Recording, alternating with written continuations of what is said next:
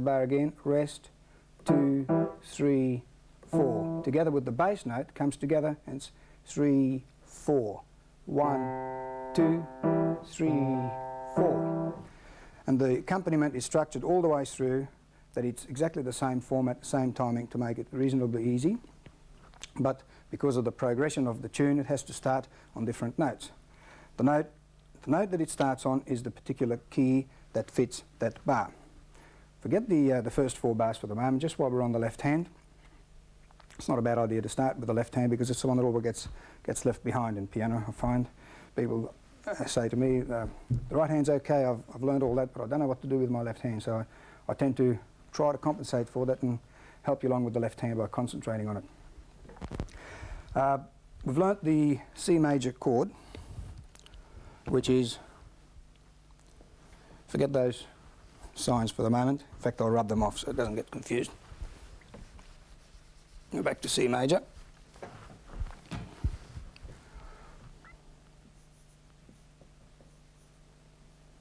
First, third, and fifth note of the scale of C major is the C major chord.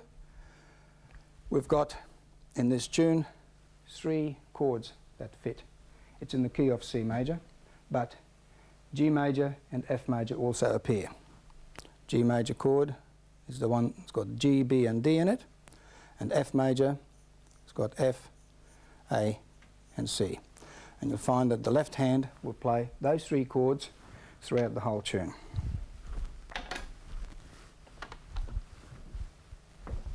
A little bit about the timing. When I played it at the introduction of the lesson, I played it at something like 1 crotchet, 1, 1, 2. It's on the metronome. You would need to play it about 1/3 of that speed to start, and that's around about the tempo. Now, normally the tempo of the music is shown in crotchet time. So written on the music could have been what you've got here: 1 crotchet equals 1, 1, 2. Now, for me to start you on around about 1/3 of that, that's even less than what you've got scales on the metronome. So we should be doing it about a 36, but there is no position for 36 on the metronome. So what we do, we double it, call it 72, and make it the time for a crotchet. I'll show you what I mean.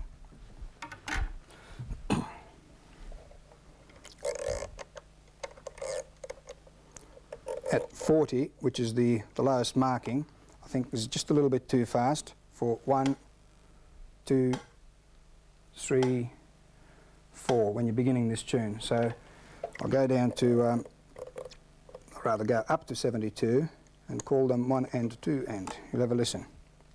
1 and 2, 3, 4. Now that is the timing to begin playing Music Box Dancer.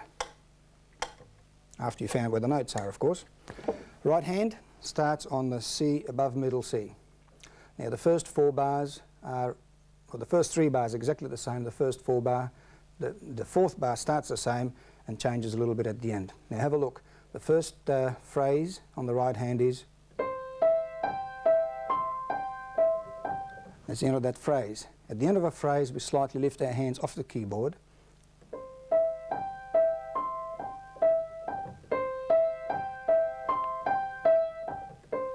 To give the music that little bit of extra feeling that it needs. Now, at the end of the 4th bar, there is the phrase, pardon me, the phrase ends and also a new phrase begins. Now we have a little problem. We've reached the end of the line and yet a phrase begins and carries over to the next bar, which happens to be on the next line. That's no problem. We simply take the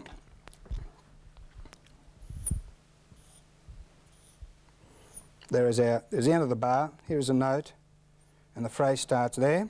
We'll go down to the next line and simply bring a note across like that. So a phrase line, I beg your pardon, a slur line left open at the end and comes back in is just to be taken as a continuation of the same slur line. You've got this just about everywhere in Music Box Dancer. I forgot to mention with the slur that because it's a phrase or a musical sentence, it is not necessarily an even bar or a number of bars or any certain part of the bar. It can transcend, can spread over quite a number of bars or be shorter than a bar. It is quite free format, and it just has to do with just the particular way that piece of music's written. Okay, I think it's time we had a go at Music Box Dancer. All right, place the hand on the C above middle C and stretch it to the C above that, and we're ready to get the metronome going. 2, 3, ready, go.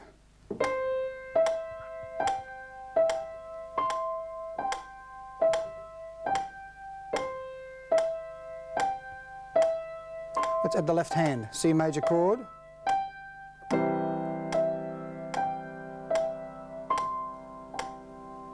Fourth bar.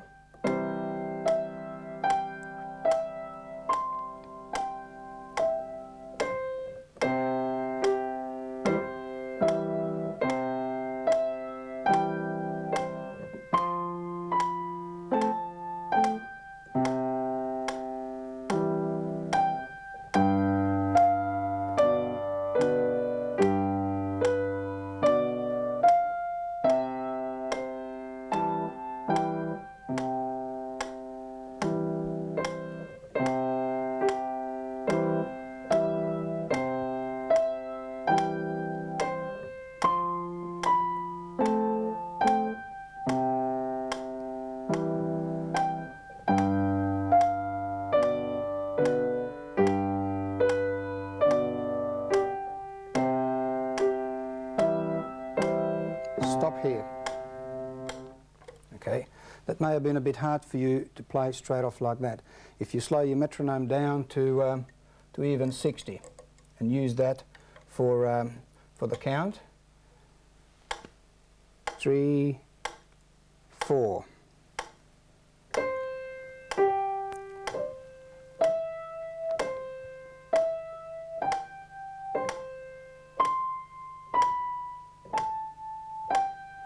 Okay, practice it round about that tempo. I think you should probably break this lesson here. Practice that quite a bit all the way through, and when you're able to add the left hand, come back, and I think we'll play it from where I stopped before together. Back to our, little bit faster this time, back to about 80, and we'll play it from the repeat sign.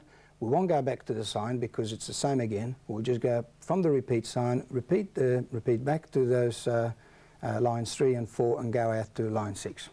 Okay. Ready? 2, 3, 4. Second finger over.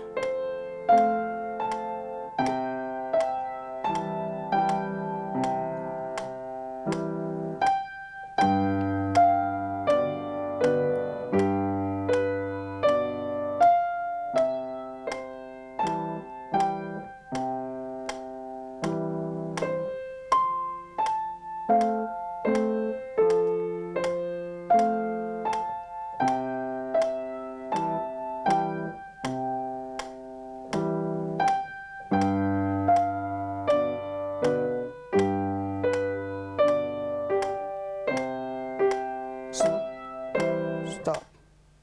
4. Repeat.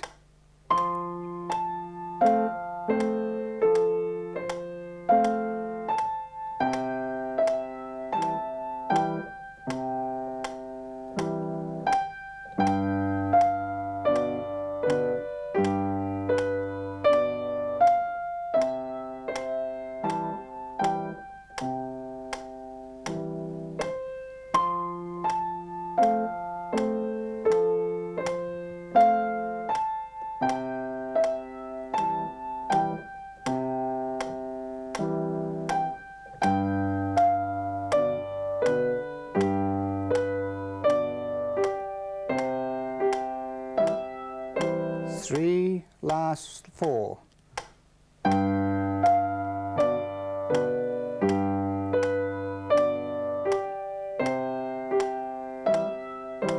Three, 4.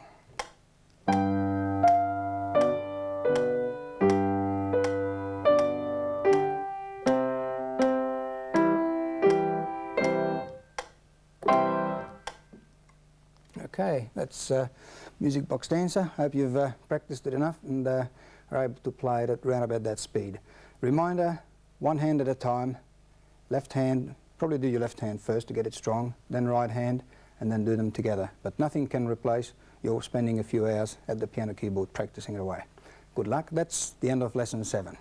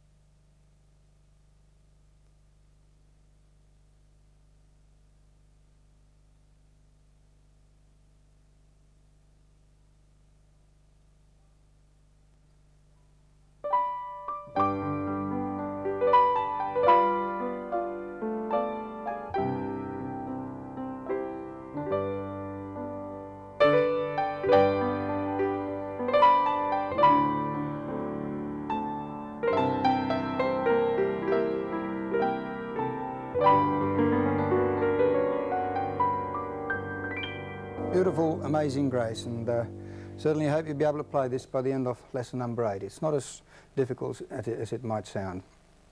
A couple of things to go through before we get to Amazing Grace, of course. We have a new scale, and this time, instead of going to the next major scale, I'd like to introduce you to a beautiful scale. It's called the A minor scale. Now, I don't know if you've heard of minor scale. Let's compare them to a major. A major tends to be forceful, more masculine, more loud type of suited for that type of music. A minor, on the other hand, you could say more for softer music, maybe even sad music, feminine, more of a feminine type music. I'll give you a little example.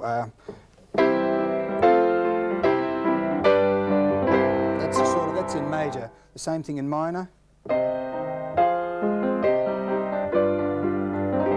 naturally have to play it just a little bit softer. Now that is the difference between major and a minor. Every major chord has its own minor, but it doesn't start on the same note. It starts on the 6th note of the scale.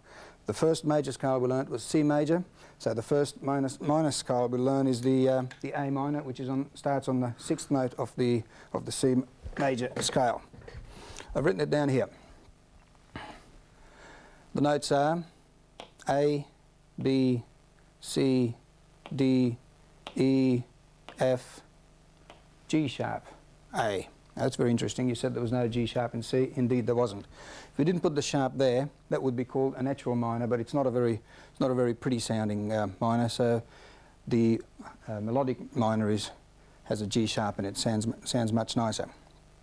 Now, as we know, the structure of the major chord is 2 1/2, 3 1/2. That's 2 full tones and a semitone, followed by 3 full tones and a semitone. The structure of the minor key you have to learn is a little bit different. First of all, we start with a full tone from A to B. Then a semitone from B through to C. Okay, I'll draw these in.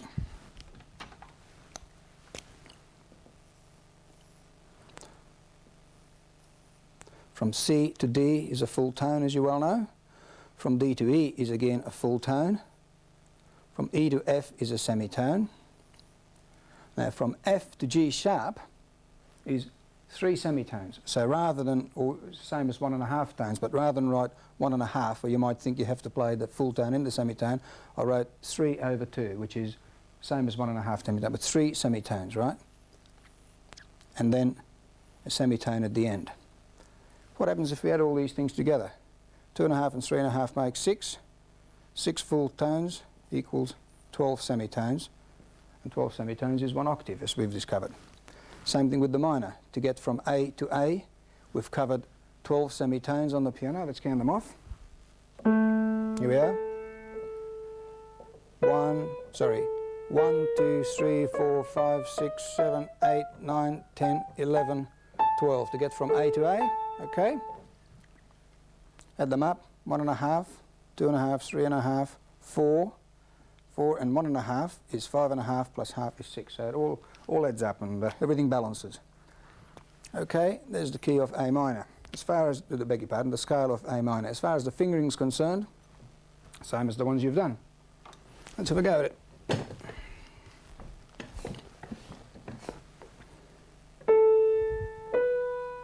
Thumb under on the D,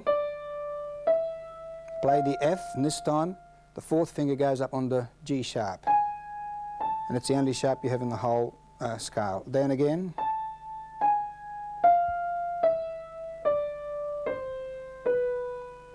Okay, so you've got the structure, review it as often as you like, and practice that scale of A minor.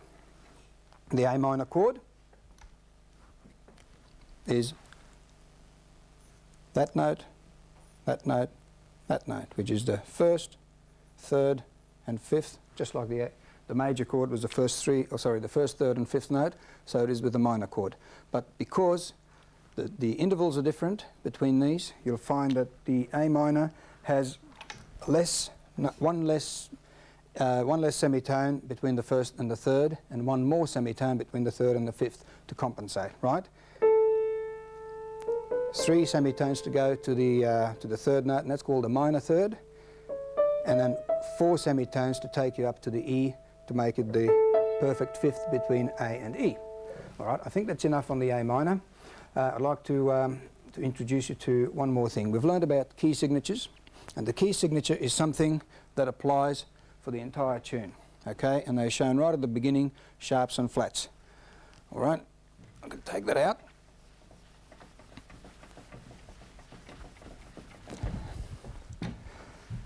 Now, an accidental is also a sharp or a flat, but is something that doesn't apply for the whole tune. It only applies from where it's shown to the end of that bar. The bar line cancels out the accidental. Now, the reason it's called accidental is just comes in for that bar, but doesn't apply after that bar line.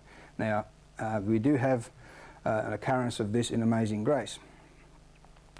Right down in the third line, we have an F natural. Okay, you remember we've introduced you to the natural sign.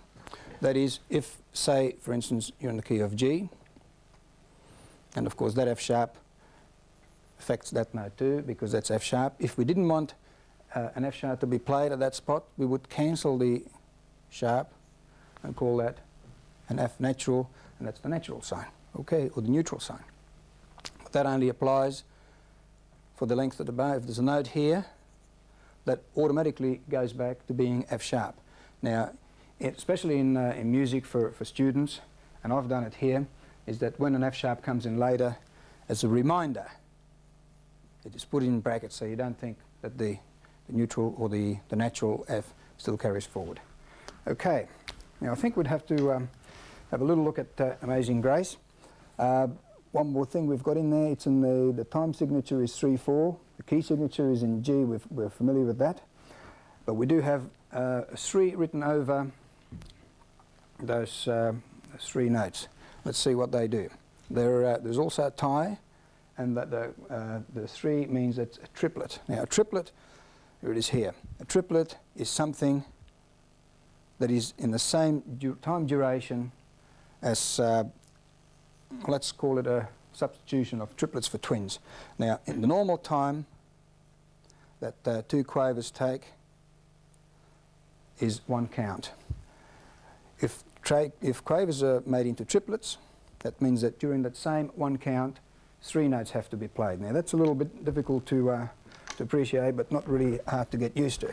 If the count is 3 to the bar, which is 1, 2, 3, and in the first bar, we've got a minim followed by triplet quaver.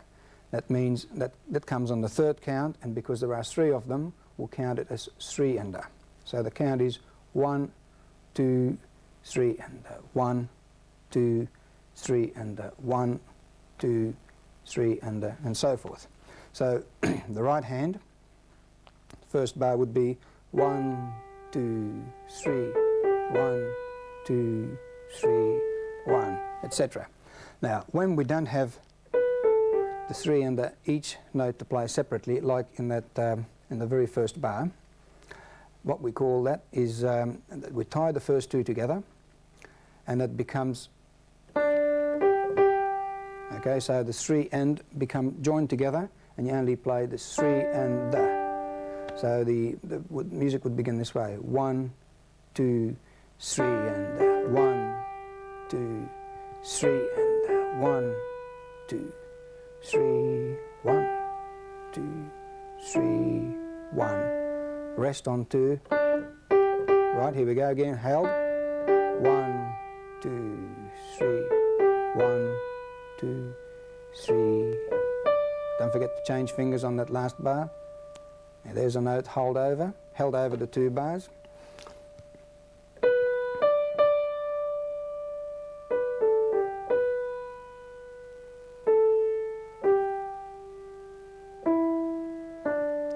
Two, 3 and 1, 2, 3 and 1, 2, 3.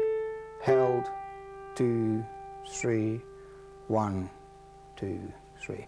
That's all there is to the right hand. Once you get the feel of that 1, 2, 3, 1, 2, 3, 1, 2, 3. Now the left hand in this is very, very simple indeed. It is the notes are G and D. Notice the fingering. I've put the fingering for you, and the reason I've put 2 on the D note is that you'll be able to come up to the E note without having to do very much with your fingers. So, and they held for the 3 beats. Come up to the E. Okay, a little bit further down in the 6th bar, we have a thumb on the F sharp. Now that's unusual, but we do sometimes, as I mentioned, we have to put the thumb on the F sharp, on the black note.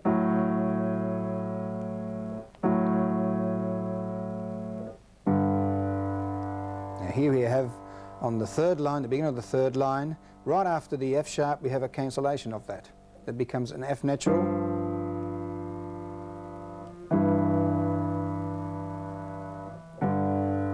Okay. Next bar,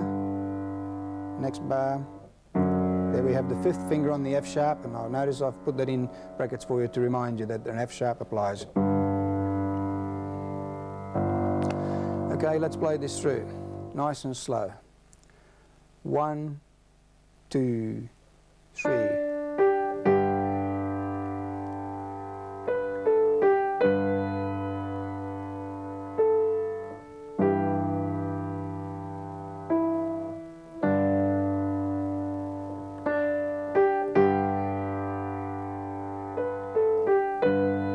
Change fingers. 2, 3, 1, 2. Tied. 3 and 1, 2, 3. I made a mistake there. See, I was looking ahead and I didn't play the F. I'm glad you noticed that. Let's go back to bar number 8. Bar 8. 1, 2, 3. F. I hope you noticed it.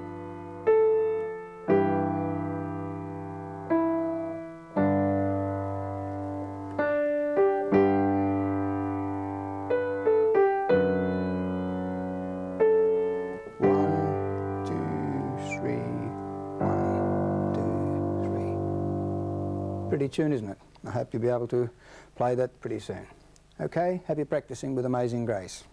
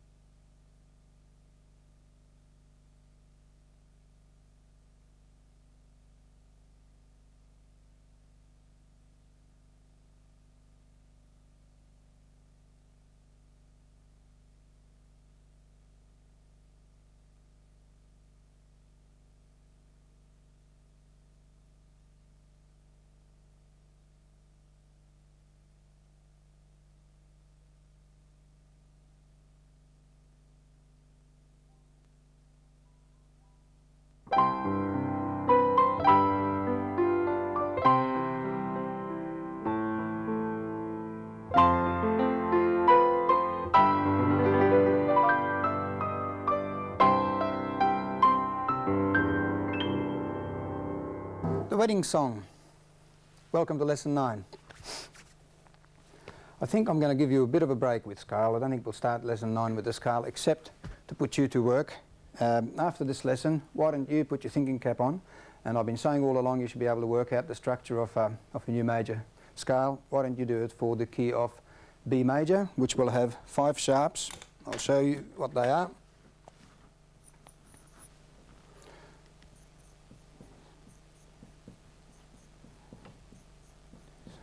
It'll be A sharp, and just one more clue, your fingering for the left hand, you will have to start with 4, 3, 2, 1, 4, 3, 2, 1, and if you're going further, you'll have to put third finger over the thumb to carry on. So that's left hand fingering, start with 4, otherwise it just won't work out. Right hand fingering, same as all the others.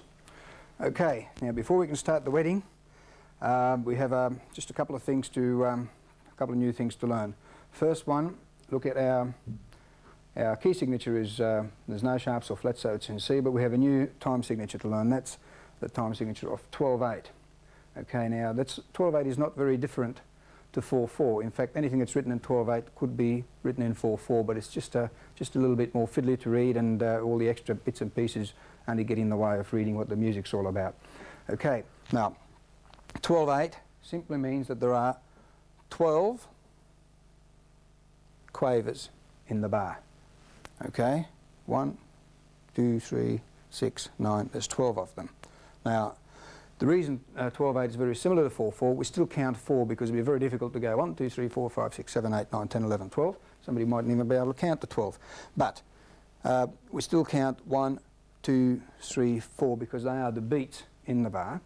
But instead of saying 1 and 2 and, we put in our triplet type idea. It's very similar to the triplets we learnt in the last lesson with what was the last lesson? A little tune called Amazing Grace. They had a triplet. Now this time we don't have to show that because we've declared right up here that there are 12/8. So the count is 1 and 2 and 3 and 4 and. So we can leave off the triplet sign because we have said in the time signature that there are 12 of these to the bar. What we have to do, however, is to put every one of the crotchets, because 1 and 2 and we've said that one crotchet normally consists of 2 quavers. Now if we said that consists of 3 quavers and we don't put the triplet, then we have to dot it to say that there are 3. So that's the normal way of writing 1, 2, 3, 4. Same thing will hold true for the minim, which normally contains 4 quavers. To make it contain another half again, 6, you see, that lines up with 6 of those, so they get dotted. Okay? Now the actual trick with this little tune is the fact that we have the dotted crotchet to start with, and it's also tied, right? It's also tied to the, that dotted crotchet is tied to that